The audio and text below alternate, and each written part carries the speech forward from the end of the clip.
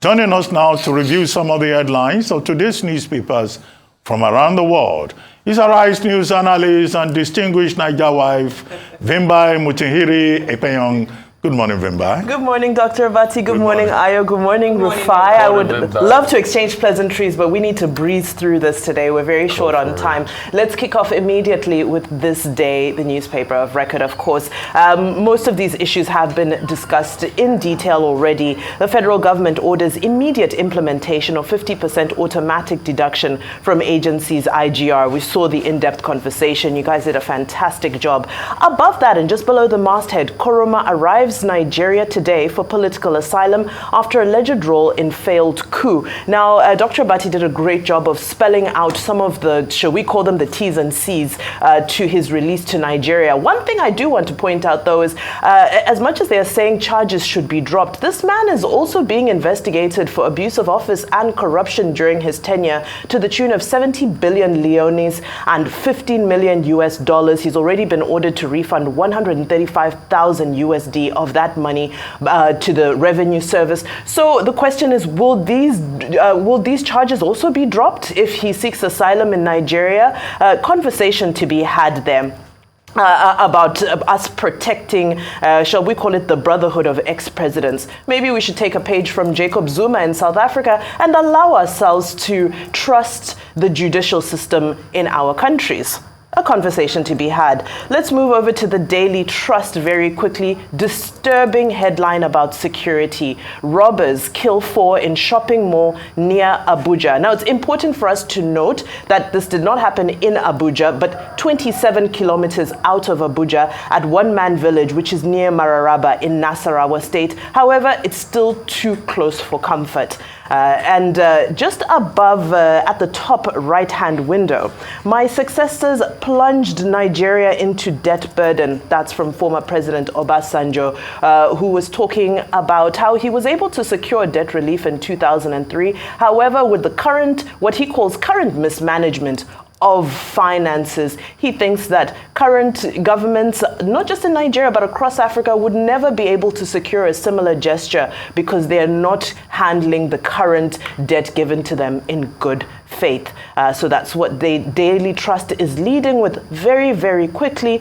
To the Tribune, we won't delve too much into this. 2024 budget designed to take care of ruling class. That's according to the Trade Union Congress, who are accusing the political class of wanton ostentation that is provocative and unacceptable. That's a quote. And they're also decrying high unemployment and the plight of manufacturers. Above the masthead in the left-hand corner, 2024 budget, NAS gets highest allocation in 25 years. So operations are allocated at 344.85 billion naira, which is up from 197.93 billion originally proposed by the executive, the highest expenditure by the National Assembly in 25 years. Very quickly to the Punch, which is looking at, we're very quickly to the Punch, which is leading with politics of the day. Interesting to see such a headline just after an election. APC promises heavy defeat as Atiku eyes 2027 presidential bid. So the APC Director of Publicity, Bala Ibrahim, reacted to a declaration by Daniel Bwala, who of course is spokesperson to the ex-vice president.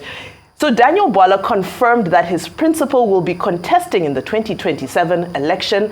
The APC Director of Publicity, Bala Ibrahim, described this as the most laughable news of 2024. Very quickly to the international papers before we go.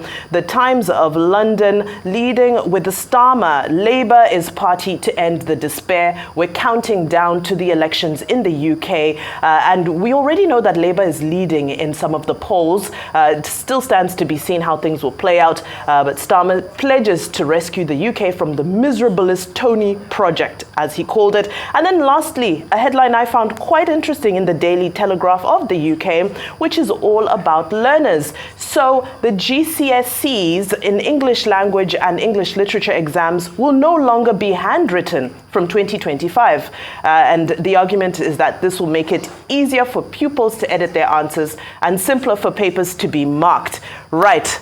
very quickly. We breezed that through that really quickly. I'm so sorry to rush you. I just want to talk about that killing. And Aya, thank you so much for a good video you made as regards the killings in Plateau. That is very sad in the supermarket in Nigeria, and it's getting close to home. We would like to call on the security agencies to go out there and do something speedily and find the killers. And I'm also have to say, there's an increasing surge in violence in the Northeast. Most of these cases are unreported in the North. Underreporting. They're underreported. Yeah. And beyond just that, and really sad story, there are condolences to all those who were affected. I hear that at least 4 people were killed there. But also to highlight that just in October of last year, the police had warned against one-chance vehicles in the FCT.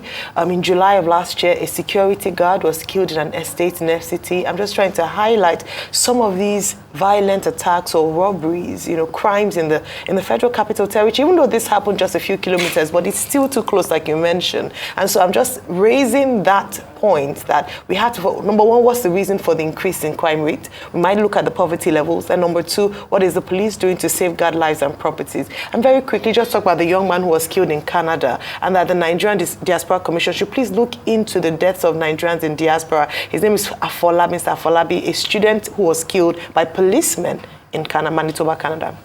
Well, I'm interested in another story, and it's on the front page of the Times, the photograph of Luke Littler, the 16-year-old gentleman who yesterday was beaten by world number 1 Luke Humphreys in the World Darts Championship. That's his photograph there in front of the trophy. He lost, but he's been identified as one of these people who become legends before they even reach adulthood. He qualified for quarterfinals in the Professional Darts Championship by beating a 5-time world champion. He qualified for the semi-finals by beating Brenda Nolan, the Northern Ireland superstar. And then he beat Ross, Roland Ross, to qualify for the finals. But then in the finals, he was beaten by Luke Humphreys. But there's no doubt that this is a legend in the making, like golf. What's his name again? Tiger Woods. Tiger Woods, like Tiger Woods in golf. Like Wayne Rooney in football. So you have these geniuses showing up. In this case, this is in darts competition. Humphreys went away with the 500,000 pounds at stake, but Luke the Nuke, as he's popularly known, still got 200,000 pounds. Congratulations to him. Might have to learn and how also to to the eventual winner. So it was a battle of the looks, looking at each other, but at least one look won at the end of the day. Thank you very much, Vimbai.